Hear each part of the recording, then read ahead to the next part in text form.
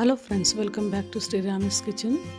ఈరోజు ఈ వీడియోలో ఉదయం అప్పటికప్పుడు చాలా త్వరగా ఈజీగా చేసుకునే ఇన్స్టెంట్ బ్రేక్ఫాస్ట్ రెసిపీ ఈ వీడియోలో మీకు తయారయ్యే విధానం చూపిస్తున్నానండి. గోధుమ రవ్వతో కమ్మని దోశలు, ఒకే పిండితో స్పాంజ్ దోశలు, క్రిస్పీ దోశలు తయారీ విధానం చూపించిపోతున్నానండి. దోశలు చూసారా ఎంత సాఫ్ట్గా మృదువుగా వచ్చాయో. మీరు కూడా ఒకసారి తప్పకుండా ట్రై చేసి చాలా టేస్టీగా, చాలా రుచిగా, కమ్మగా తినేయచ్చు. అలాగే ఈ దోశలతో పాటు పల్లి చట్నీ తయారీ విధానం కూడా చూద్దాము.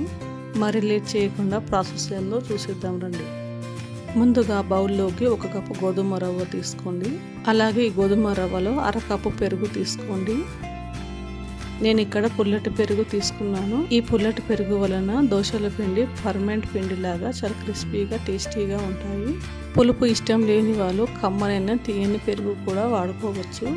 ఇప్పుడు ఈ గోధుమ రవ్వలో పెరుగు చక్కగా కలిసిపోయేలాగా 2-3 నిమిషాలు బాగా కలుపుకోండి. చూడండి, ఈ విధంగా గోధుమ రవ్వ పెరుగు బాగా కలిసిపోయిన తర్వాత అందులో 1 కప్పు నీళ్ళను వేసుకొని కలుపుకోండి. ఈ గోధుమ రవ్వను 10 నుంచి 15 నిమిషాల వరకు నానబెట్టుకోండి. ఇలా గోధుమ రవ్వ నానబెట్టడం వలన దోశలు చాలా సాఫ్ట్గా, క్రిస్పీగా వస్తాయి. ఈ గోధుమ రవ్వ నానేలోపు పల్లి చట్నీ తయారీ విధానం చూద్దాము. స్టవ్ ఆన్ చేసుకొని ప్యాన్లో 1 టేబుల్ స్పూన్ ఆయిల్ వేసుకొని 1 కప్పు పల్లీలు వేసుకోండి.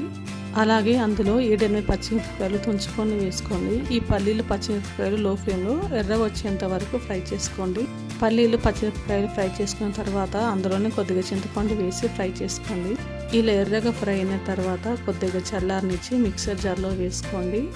అలాగే ఈ మిక్సర్ జార్లోనే 1/2 స్పూన్ ఉప్పును వేసుకొని అవసరం మేరకు కొద్దిగా వాటర్ వేసి మెత్తని పేస్ట్ చేసుకోండి. ఈ పల్లి చట్నీ తాలింపు కోసం స్టవ్ ఆన్ చేసుకున్న కడాయిలో ఆయిల్, జీలకర్ర, ఆవాలు, కరివేపాకు వేసి ఫ్రై చేసుకున్న తర్వాత మనం మిక్సీ పట్టుకున్న పల్లి చట్నీ వేసి కలుపుకోవడమే. అంతేనండి, పల్లి చట్నీ తయారైపోయింది.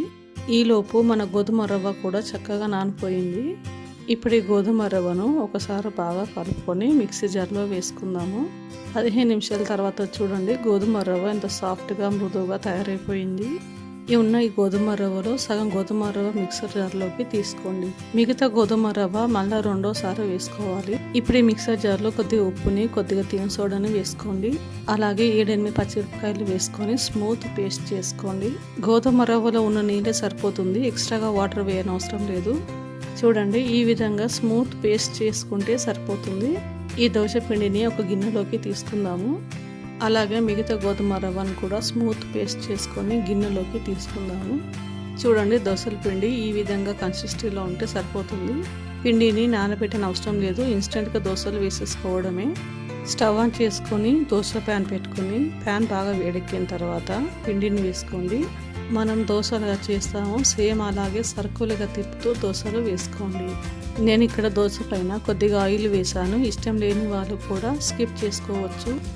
నిజానికి నాన్ స్టిక్ ప్యాన్స్కి ఆయిల్ వేయనవసరం లేదండి, అలాగే ఊడొచ్చేస్తాయి. ఇలా దోశ కొద్దిగా కలర్ చేంజ్ అయ్యి చక్కగా ఫ్రై అయిన తర్వాత దోశను తీసుకోవడమే. ఒకవైపు ఫ్రై అయిన తర్వాత ఇంకోవైపు తిప్పి దోశను చక్కగా ఫ్రై చేసుకోండి. మనము గోధుమ రవ్వతో దోశను చేసాను కాబట్టి చూడండి దోశ ఎంత చక్కగా కలర్ వచ్చిందో. చూడండి, ఈ విధంగా దోశల్ని ఫ్రై చేసుకుంటే చాలా క్రిస్పీగా, టేస్టీగా ఉంటాయి. ఇప్పుడు స్పాంజ్ దోశ తయారీ విధానం చూద్దాము. దోశ పిండిని ఒక గరిటె తీసుకొని మరీ దోశలా పలచగా కాకుండా పైన ఇలా కొంచెం రౌండ్గా అనండి. కొంచెం మందంగా ఉంటే దోశ పైన ఇలా బాగా చెల్లులు పడి మెత్తగా, స్పాంజీగా వస్తాయి. అలాగే మనం దోశ వేసేటప్పుడు ప్యాన్ బాగా వేడిగా ఉండాలి. అలాగే మనం హై ఫ్లేమ్లో ఉడికించామంటే దోశ పైన హోల్స్ అనేవి చక్కగా వస్తాయి. ఆ తర్వాత మంటను మీడియం ఫ్లేమ్లో పెట్టి మూత పెట్టి ఉడికించామంటే దోశలు చాలా సాఫ్ట్గా, ఫ్లఫీగా వస్తాయి.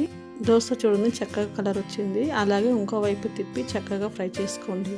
అలాగే మిగతా పిండిని కూడా మృదువైన స్పాంజ్ దోశలు వేసుకోండి. గోధుమ రవ్వ చేసినప్పటికీ దోశలు మంచి క్రిస్పీగా, కరకరలాడుతూ వస్తాయి. మీరు కూడా ట్రై చేసి చూడండి, తప్పకుండా నచ్చుతాయి. ఈ రెసిపీ మీకు నచ్చిందా? లైక్ అండ్ సబ్స్క్రైబ్ చేయండి. మరిన్ని టేస్టీ వంటల కోసం మన ఛానల్ ఫాలో అవ్వండి. Thanks for watching.